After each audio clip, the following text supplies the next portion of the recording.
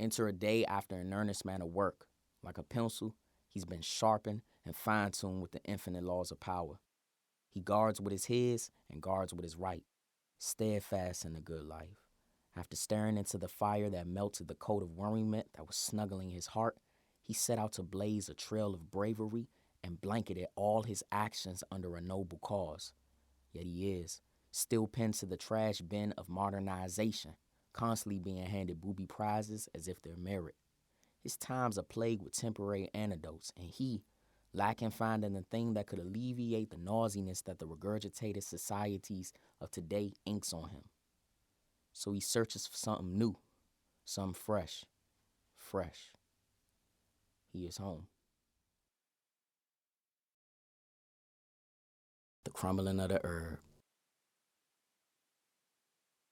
Just crumbling.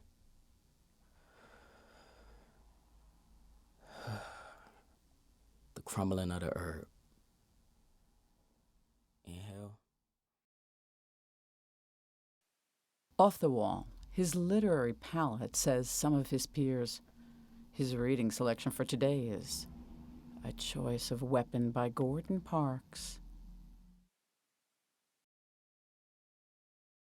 A king fit for a meal once said that opinion is a luxury. Fact is a true treasure. So this noble knight searches for what's under the surface while eating kale.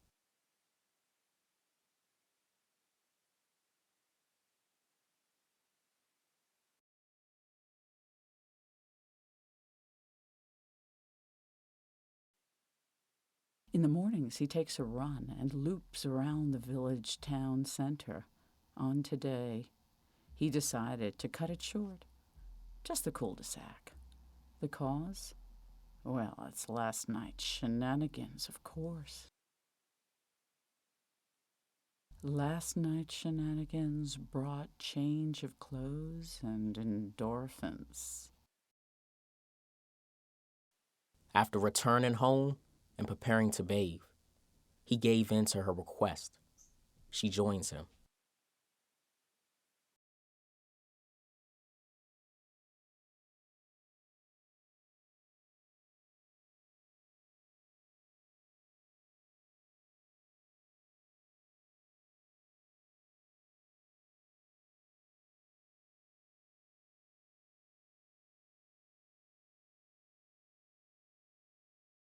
Dizzy from the transport, Darius and Jamie stumble in.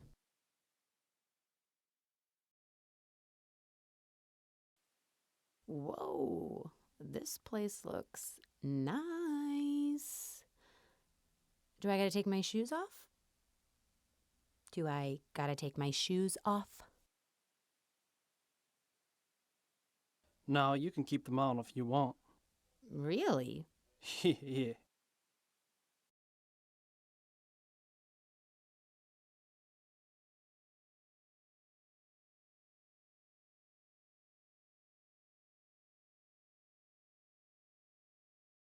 Leaving the party, Darius and Jamie agree on 3 things. 1, this doesn't mean much. 2, they're both single and grown. And 3, it's only a drink and some games.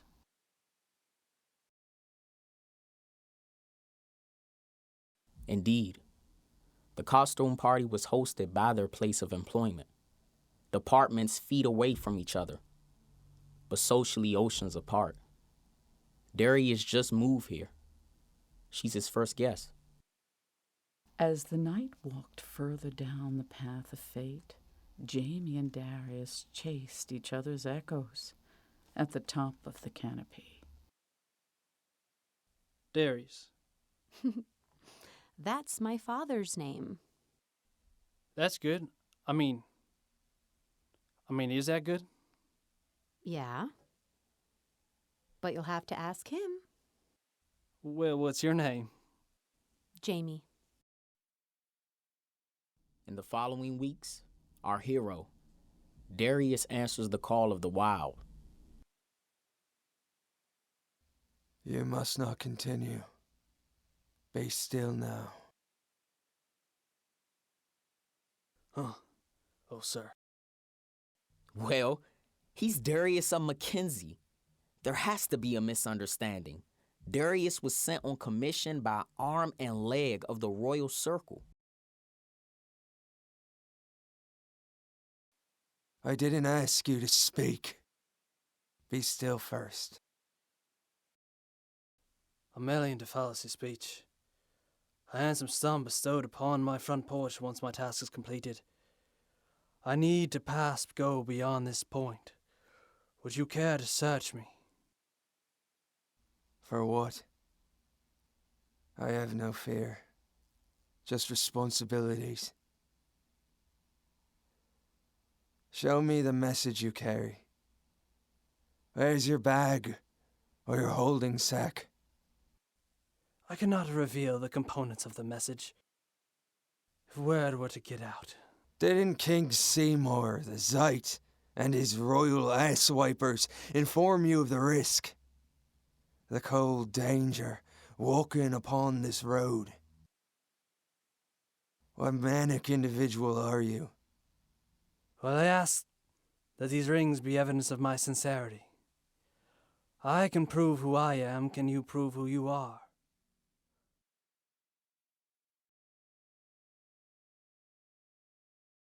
The clock strikes 11:57, and the player's ball ends abruptly.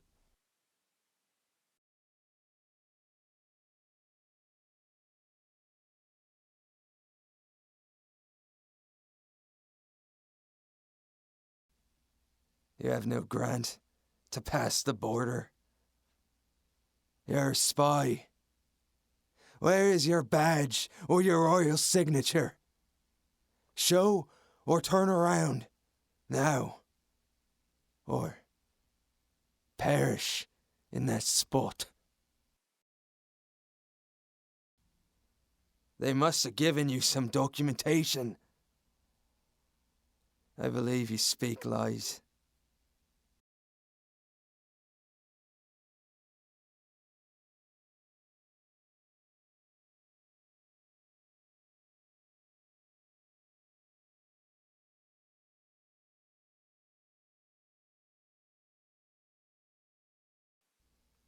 You're a fraud.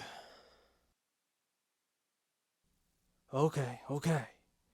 This commission, not official, is one from the royal circle.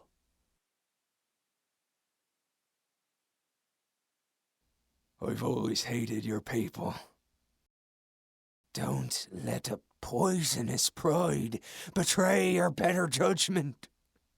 You can still make a run for it. Within realms of respect, I'm only trying to do the right thing here. You spin a sick tale. Like a disease, foolish spoils the soil of the fresh crop.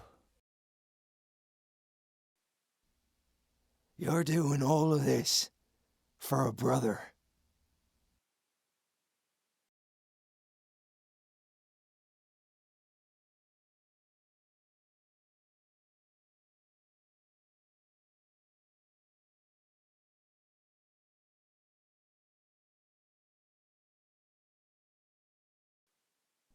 At the end of the third week, he circled his emotions, and the day was placed in play. Then time became like steel, impenetrable and ignorant to the scorching anxiety that constantly tries to mold it.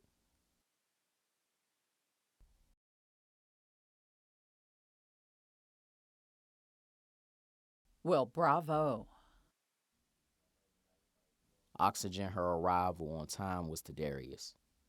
She gave breath to the suffocating man.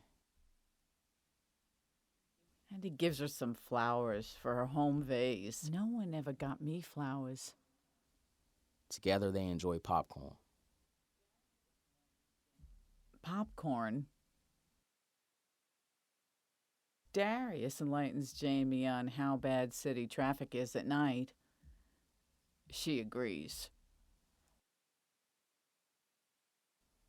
Darius knows Oscar, one of the servants this evening.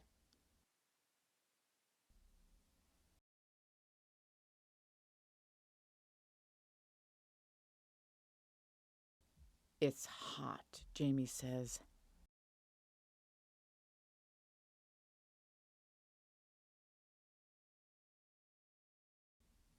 Now time to show the unspeakable.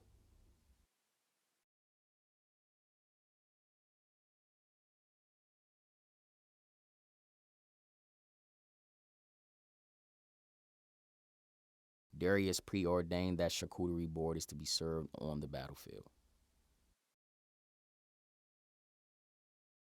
The battlefield. When I look at you, I see a bridge. Like the Verrazano. The best part of a song. I see a step, the end of reading manuals with one last direction. To feel. When I think, it's a fleeting memory, frozen in a glacier, floating from brainwave to brainwave. When I study you,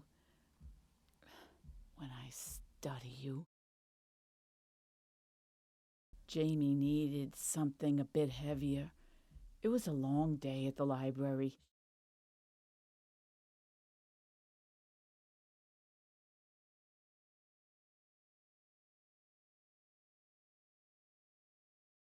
So we were going higher and higher and higher and higher. And then we see Phil Jackson in the same night. It was incredible.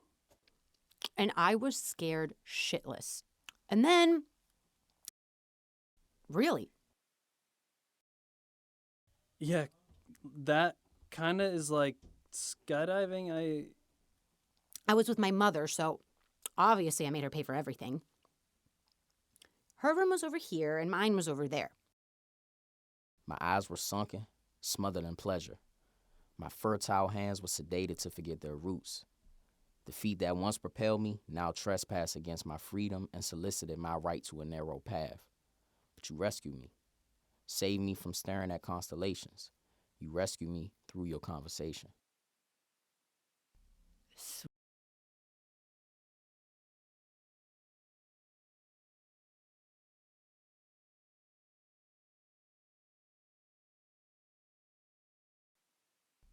Sweet, sweet, sweet.